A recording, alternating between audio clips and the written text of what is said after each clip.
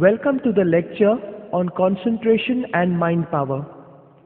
In this discussion, we are going to look on various aspects of how a student can develop his concentration power, how should he design his timetable, how frequently should he take breaks, how to study for long hours, and other related topics. Over 70% of the students and parents who come to us for counseling often complain that their children are not able to concentrate on their studies. Most students complain that they find it difficult to sit for long hours with their textbook in front of them and concentrate on their studies. Students even reported that when they sit down to study a particular subject, their head starts aching and they feel like running away from their books. Their problem seemed so deep and complex that many of them had become totally frustrated in their studies. After properly assessing the task at hand, we decided to research and develop technologies that would help the student get rid of his complaints. It is in this endeavor that this Mind Power cassette was born. Initially, when my team at Genesis started researching on solutions for this problem, we were pretty confident that we would easily locate a solution. However, we were surprised to find that not much research has been done on this subject before. And further, there were a lot of misconceptions on this subject. Let me illustrate. Most students complained that they were unable to concentrate on their work and their concentration power was very low. Although this statement sounds perfectly alright, there is one small problem in it. There is a difference between lack of concentration and lack of focus. Lack of concentration is a different problem and lack of focus is a different problem. These two problems occur due to different reasons and are to be dealt differently. However, most of us are not aware of what is the distinction between the two. Let me explain. Lack of focus arises when you are not able to look at the book. The key word to note here is look. Because of some other interests, when a student is not able to look at the book, he is said to have lack of focus. You must have seen students who study with a book in front of them but are looking at the television or outside the window or simply at the table in front of them. They look at everything around the book but not the book. Even while studying, they constantly go out of the room, go to drink water, peep into the neighbor's house, look at what everybody else is doing, etc. When they are in classroom, they look everywhere but the teacher. Such students are said to have a lack of focus. This is a complex problem and we will soon see how it can be handled. Lack of concentration, on the other hand, is a totally different concern. Students who have lack of concentration are generally glued to their book.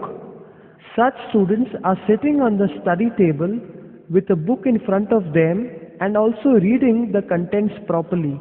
Their eyes are reading the lines and paragraphs, but at the same time, their mind is wandering in a totally different activity. While reading the subject matter, they are thinking about the latest movies in town, analyzing the performance of the cricket team, thinking about the party that happened last night. Basically, they are thinking about everything except for what is being read by the eye. When a student faces lack of concentration, he is reading the matter through his eyes, but the brain is not registering the subject matter. The student keeps on wandering in his dreamland when he suddenly realizes that he is sitting on a table and actually studying. So he decides to concentrate again and read the subject matter properly. However, after a few minutes, his brain starts wandering in a totally different plane. Again he loses track of what he is doing.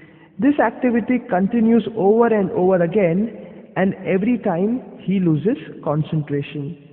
Thus, we see that while lack of focus, a student is not able to look at his book, and in lack of concentration, he is not able to register what is being read by him.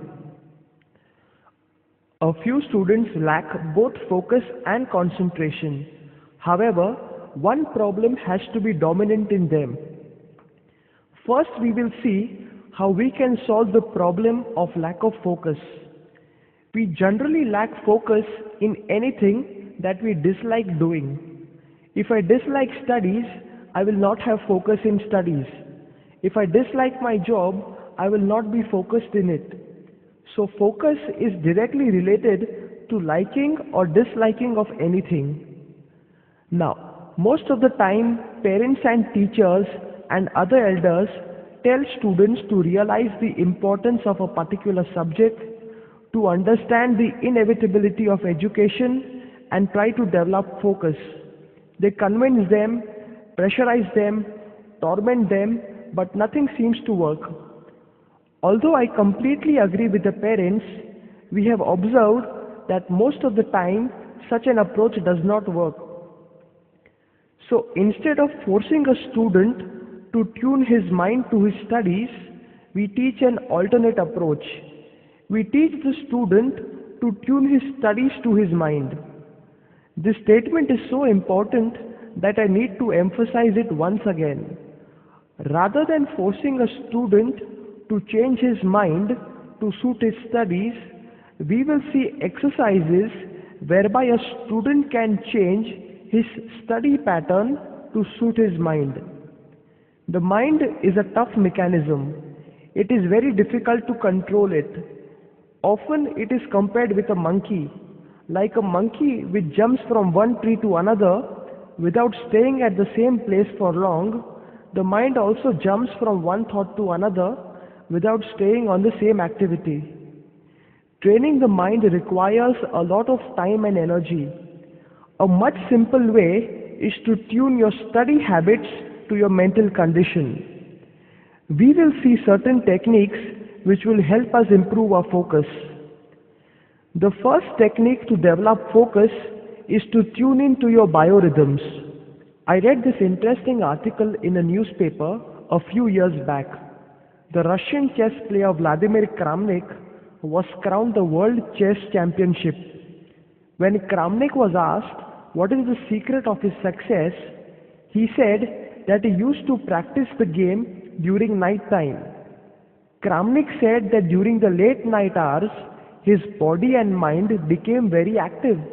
He further said that if world championships were played during the night time, he would have become a world champion long ago. Now, what Kramnik was referring in this interview is called his biorhythm. The word bio means body and the word rhythm means a pattern.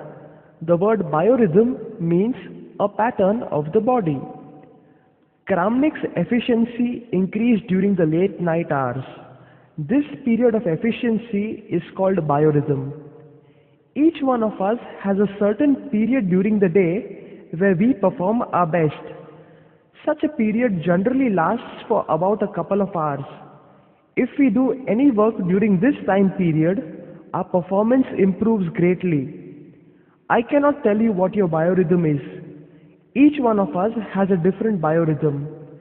Some people perform very well in the morning, others in the evening hours, others during the night period, etc. So we generally ask students to observe for themselves for a few days and try to find during what time period they perform best. Once you locate that time period, plan your timetable in such a manner that your academic and study-oriented work falls during the period of your biorhythm. During such a period, your focus will greatly improve and you will be able to grasp the subject matter with ease. If you are studying for long hours, you can allocate the most difficult subject to your biorhythm period. So this was the first technique to improve focus. The next technique to improve focus is to create urgencies in your work. Whenever a particular task becomes urgent for us, our focus improves greatly. Periods of urgency are like do or die situations. You have to study, else you are in big trouble. So the next best technique is to create urgencies in your work. Set up deadlines and timetables for yourself. One of my friends, Rahul, uses a strategy called the countdown system. Every morning he gets up and calculates the number of days left for his exam. For example, if 20 days were remaining for his exam to begin, he would take a big piece of paper and write the number 20 on it. He would look at the number for 1 minute. Next day, he would rub the number 20 and write the number 19 on it and stare at it for 1 minute. Like this, every day he would take a piece of paper and write the number of days remaining for the exam. When I asked him the utility of this technique, Rahul said, "The countdown system creates a feeling of urgency in me. This feeling of urgency triggers my concentration. 10, 9, 8, 7, 6. As every day passes by, the number reduces and the sense of urgency increases. This sense of urgency increases my concentration." What Rahul says is absolutely correct. Nervousness arises when you have a lot to study and the time is less. Many students postpone their work till the last days of the exam and suddenly get shocked to find out that there is not much time left to study.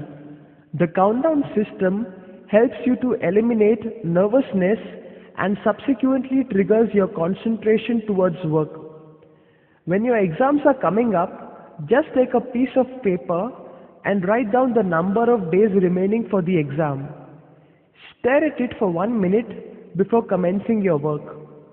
In my second audio cassette, I will teach you a very inspiring story of a former American president and how he used the principle of urgency to rise in high success.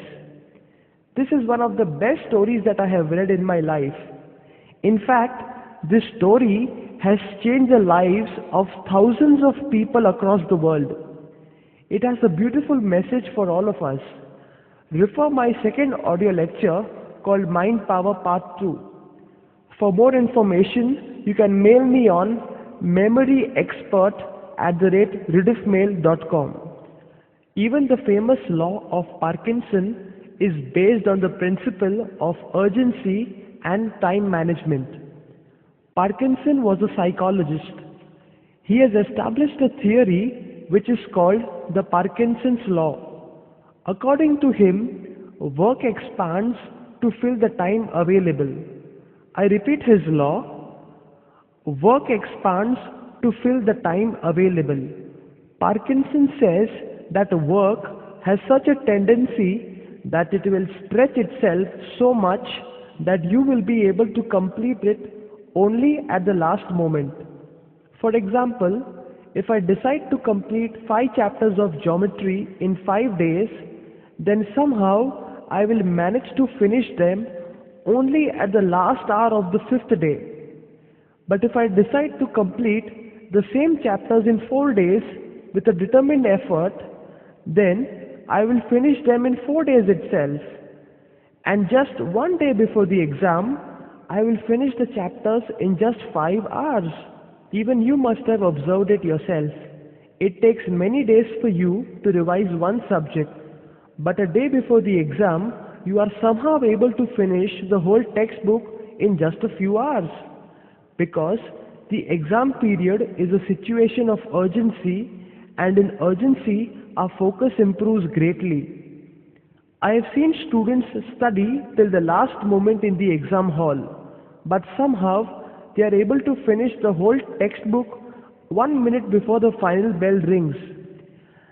That is why we teach students a reverse strategy. Rather than waiting for a period of urgency to enhance your focus, create a period of urgency from the very beginning. Create deadlines so that your focus improves by itself. And further remember that whatever time you decide to allocate for your study, you will be able to finish your work at the last moment only. Somehow you will become so lazy and you will postpone your work till the last day and only do it when the few hours are left. This is a human tendency. If you decide to complete say 5 chapters of geometry in 5 days, on the first day your mind will tell you, don't worry yaar, still 5 days are left, just enjoy, you can study it tomorrow, still 3 days will be left. And next day, again your mind will tell you, don't worry yaar, still 4 days are left, just enjoy, you can still do it tomorrow, still 2 days will be left. And the next day, again your mind will think that there is a lot of time left and further postpone your work. Only when the last day comes, it will bring with itself so much tension that you will be forced to study the subject matter. So we advise students to set a bare minimum time period for themselves. Rather than waiting for the last day to feel a sense of urgency, create urgency from the very beginning itself. Work as if today is the ultimate day and see the difference it makes to your focus. So with this, we complete the second technique, which says, create urgencies in your work and work as if today is the last day in hand. We will now move on to the third and final technique. While interviewing many students and their study habits, we found out that even the above average students were having a particular set of subjects where they scored less marks and reduced their average scores. It is generally observed that students have unconsciously divided their curriculum into 2 parts. One set of subjects which they like and one set of subjects which they dislike. For example, one might like maths and science, but he might dislike history and geography. Alternatively, there is one set of subjects which he finds easy and one set of subjects which they find difficult. For example, he might find English easy but Hindi difficult. Now, as in every study, the principle of vicious circle applies here also. You find one subject easy and therefore you start scoring more marks. And because you score more marks, you start liking that subject. And because you like it, you find it easy too. So that subject becomes the center of all your love, attention and pampering.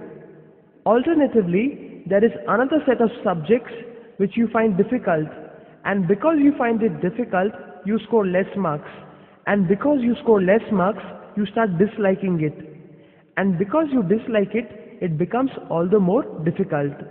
So one's scores are divided into 2 parts. One set of subjects which he finds easy, interesting and high scoring, and the other set of subjects which he finds difficult, boring and low scoring. And it is this latter set of subjects which reduces his overall performance. So ideally, there are 2 sets of subjects. The first, which comes under the easy and like category, and the other that comes under the difficult and dislike category. Also, there are 2 states of moods that we experience during the day. The positive mood when we are feeling like studying, and the negative mood when we are not feeling like studying. Now, carefully observe this interesting fact. We all know that human beings are creatures that tend to maximize pleasure. Every rational man will try to do activities which give him the highest pleasure. All our life we are involved in doing all those activities that give us pleasure. We run towards activities that give us happiness and run away from activities that give us pain. Further, whenever we seek pleasure, we also try to maximize the pleasure experience. We want to experience it fully and also stretch it as long as we can. So what most students do is, when they are feeling like studying, they study those subjects which they like and find easy. Whenever they are in a mood to study, they take up their favorite subjects to maximize the pleasure experience. because favorite subject plus liking subjects equal to more joy. But that is where the problem is, because if you take up the subjects that you like when you are feeling like studying, you will be forced to study the subjects that you dislike when you are not feeling like studying. Because if favorite subjects are studied when you are in a mood to study, then obviously the subjects that you don't like will be studied when you are not feeling like studying. So ideally, one should try the reverse strategy. When you are in a mood to study, take up the subjects that you don't like. The positive mood of studying will help you focus on the subjects that you dislike. Thus, you will be able to study for long hours the subject that you don't like. This will greatly improve your score. And on the other hand, when you are not in the mood to study, take up your favorite subjects, because the favorite subjects will create a mood to study. Since you like the subject, the mood will automatically come. In a nutshell, when you are feeling like studying, take up the subjects that you don't like, and on the other hand, when you are not feeling like studying, take up the subjects that you like. Another reason why we stress on this technique is we have observed that students always study their favorite subjects. All the time you see them with their favorite subjects because they like studying them. They postpone the subjects they hate till the last minute, and last minute study causes a lot of frustration and tension. Human beings have a tendency to enjoy the pleasure experience and postpone the pain experience as long as they can. Therefore, we emphasize that the subject you like should be studied when you are not feeling like studying, and the subject you dislike should be studied when you are feeling like studying. With this technique, you will be creating a balance between subjects that you like and subjects that you dislike. This is the third and last technique to improve focus. With this, we terminate our study on enhancing focus. As we observed, there are three strategies of doing it. First, follow your biorhythms. Second, create urgency in your work. And third, tune your subject matter to your mental state. We will now come to the important discussion of concentration. Let us see how a person can improve his concentration power. The problem of lack of concentration is very acute. On the one hand, parents and teachers can see that the child is sitting in front of the textbook and studying the whole day. But despite of all his studies, he is not getting good scores in return. Thus, the parents are really confused. They don't understand what the problem is. Because from the long shot, it does appear that the child is studying. But only if you observe closely do you realize that his mind is wandering in a different dimension, and hence what is read is not registered in the mind. Lack of concentration is one of the biggest problems faced by students, and hence we decided to devote a full audio lecture addressing this issue only. Years ago, I read the story of sailors stranded on an island. Their ship had sunk and they were now left isolated on this island. For 3 days they remained hungry and there was no fire to cook food. The sailors were extremely hungry and tired. They could not think of any way of procuring food. Suddenly, on the 4th day, the captain thought of a brilliant idea. He broke open his glass watch and removed the convex lens. He converts the rays of the sun using the convex lens to produce fire. Basically, he concentrated the sun's rays on the dry twigs and produced fire. The individual rays were not able to produce fire, but when concentrated on a single point, they did. By harnessing the power of concentration, the sailors were able to save their lives. Such is the power of concentration. Scientists say that laser is a weak source of energy, but when the same laser, if concentrated properly, can cut through diamond, the world's toughest substance. Thus, by using the power of concentration alone, a weak force is able to cut through the world's hardest element. I teach many mind power techniques to students. Over the years, I have observed that students who have the power of concentration do not need anything else. This single ability counts more than anything else. So we will now see various ways by which one can enhance his concentration power.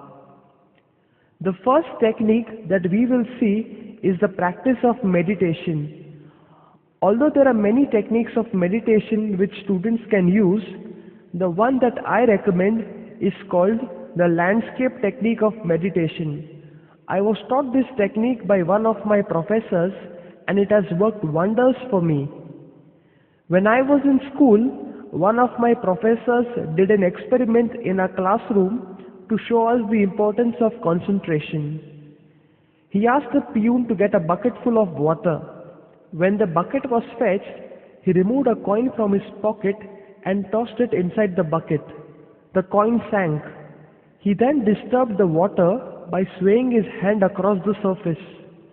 When the water was turbulent, he asked if anybody could tell him the value of the coin, whether it was a 1 rupee coin, a 2 rupee coin or a 5 rupee coin. He also asked if anyone could accurately predict whether the coin showed heads or tails. Many students gave wild guesses, but none of them was confident of the answer. He kept on agitating the water with his hands. We kept on guessing. Finally, he allowed the water to calm down. Only when the water had calmed down completely were we all able to see the coin and tell the value. Thus spoke my professor like a revered guru. When you sit down to study, your mind is like the disturbed water surface. Thousands of thoughts are zooming across your mind. These disturbed thoughts do not allow the subject matter to penetrate in your memory. But when you meditate, you allow the brain waves to calm down like the surface on the water bucket.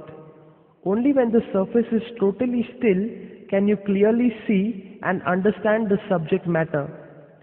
On a still surface of water, a small pebble can create ripples, but when the water is disturbed, no matter how many stones you throw, it will not make any impact. Same is with concentration. When the mind is turbulent, whatever you read will go unnoticed. But when it is still, whatever you read will instantly have an impact. So creating stillness is the first step towards concentration.